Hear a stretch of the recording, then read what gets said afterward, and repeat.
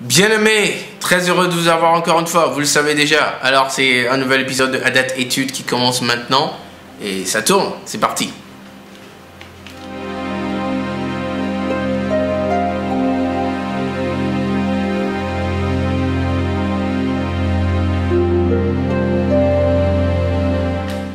Alors bien-aimés, bienvenue encore une fois dans un nouvel épisode de Hadat Études. Mon nom est Jean-Pierre Adjedi, votre humble serviteur.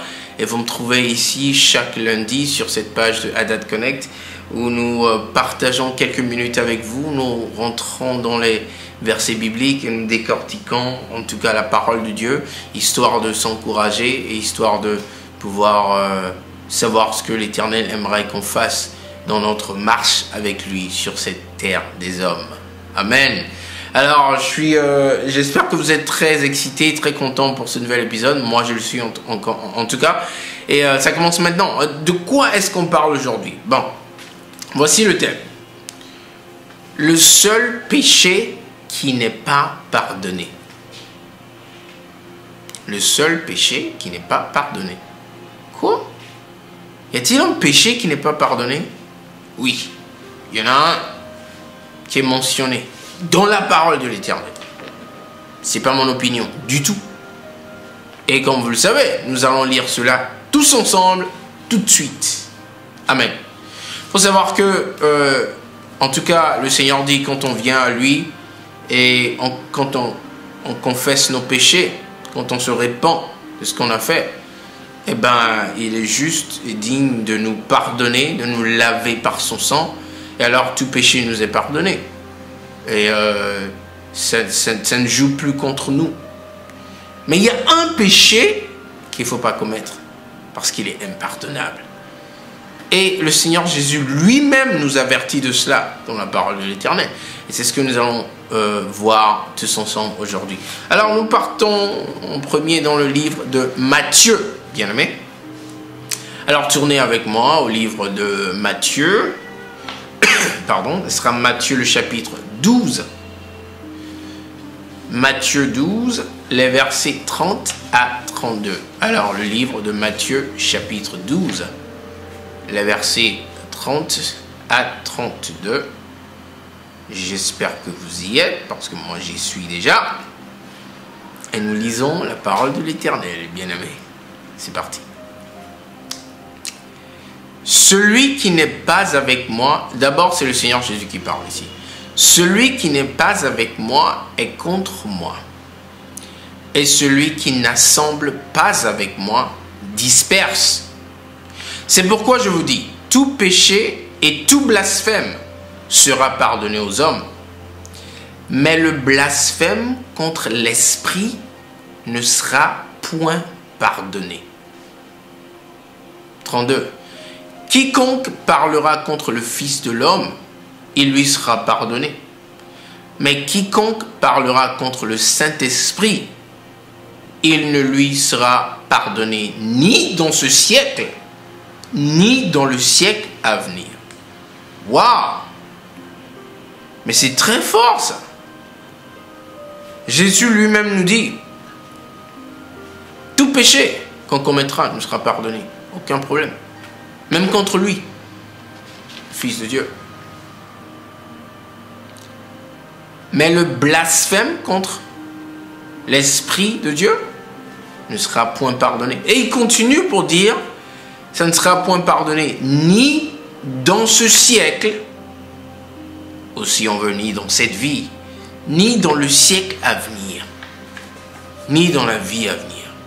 C'est-à-dire que ça restera impardonnable.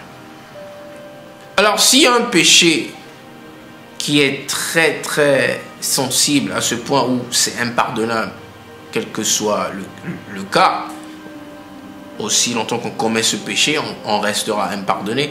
Il est très important de savoir c'est quel péché. C'est du blasphème contre le Saint-Esprit. C'est de ça qu'il s'agit. Alors, bien aimé, il faille qu'on fasse très attention de ce qu'on dit contre le Saint-Esprit. Parce que Jésus ne permettra pas ça. Il permettra qu'on dise du n'importe quoi contre lui. On se répand, il nous pardonne. Tout autre péché, il n'y a pas de problème. mais pas celui-ci. Ça a été clair. Partons dans le livre d'Éphésiens, bien-aimés. Éphésiens, le chapitre 4, le verset 30. Éphésiens 4, le verset 30. Nous allons lire un peu l'apôtre Paul qui parle en appui à ce que nous venons de lire. C'est un verset qui appuie ce que nous venons de lire de la part du Seigneur Jésus concernant le blasphème contre le Saint-Esprit. Alors, Éphésiens 4, verset 30, c'est parti. N'attristez pas le Saint-Esprit de Dieu, par lequel vous avez été scellés pour le jour de la rédemption. Waouh! Bien-aimés, ces versets sont des avertissements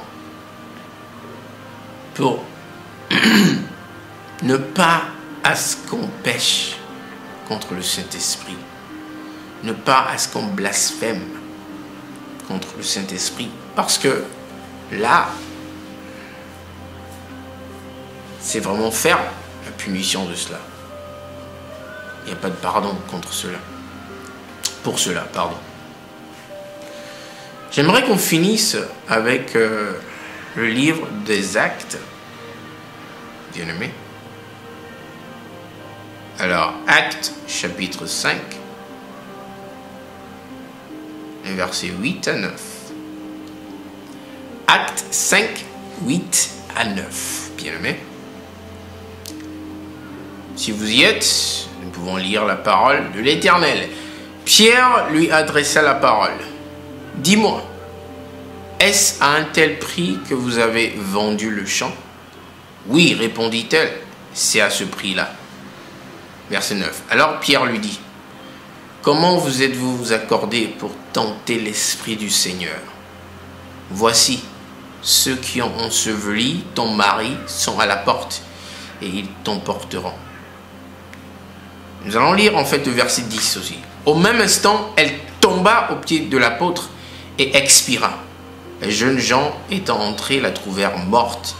Ils l'emportèrent et l'ensevelirent auprès de son mari. Verset 11, pourquoi pas, une grande crainte s'empara de toute l'assemblée et de tous ceux qui apprirent ces choses. Voilà Pierre qui était en train de converser avec une fidèle, on va dire. Si vous lisez toute l'histoire, je vous encourage de le faire en fait. Le mari et sa femme s'étaient convenus pour vendre un champ, je crois, et apporter, ils avaient dit qu'ils allaient apporter toute l'entièreté de l'argent aux apôtres.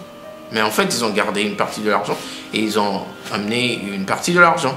Et le mari était venu en premier et Pierre lui avait demandé, est-ce ceci tout l'argent que vous avez obtenu de la vente du terrain ou du morceau du champ? Je paraphrase. Hein. Le mari dit oui.